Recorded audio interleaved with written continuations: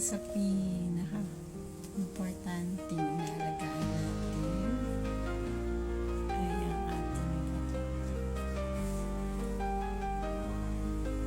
Kaya rin po natin matuyo yung buhok natin. Pwede po tayo maglagay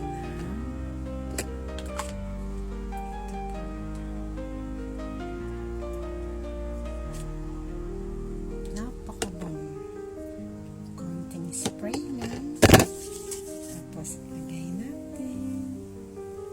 Ito po ay napakabango. Tsaka napakalambot. Kahit matuyo na ang buhok natin, napakabango. Pagka hinahangin, napakadulas, napakakintab.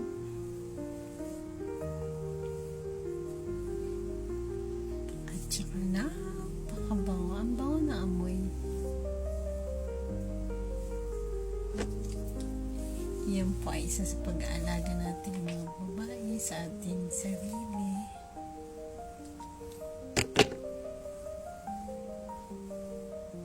Sabihin nila, love yourself.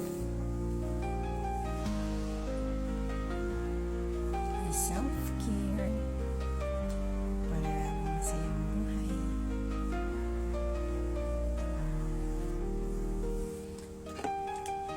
Mag-team lang po kayo kung ano to at saka kung saan magbibili para matry niyo po sa buhok. Kinasabi po sa inyo 100% guarantee na mabango at saka mapakalambot po ng buhok. Ito din po ay napapanatili para mas lalong maitim ang buhok. Napakagaan, napaka-soft, napakabango. Yan. Si Ina. Isang maarting dalaga. Maalaga sa sarili.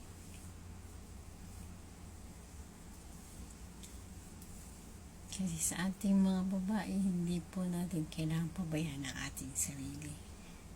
Kailangan po lagi po tayong ayos, mabango, malinis ang katawan. Ito po ay para sa sarili natin, hindi para sa isang tao o ibang tao. Self-love ka para laging happy, good vibes. Kasi kung mukha kang maganda lagi, nakaka-good vibes yun, diba? Nakakasaya ng buhay. Yan lang po. Magandang hapon. Positive vibes. Bye!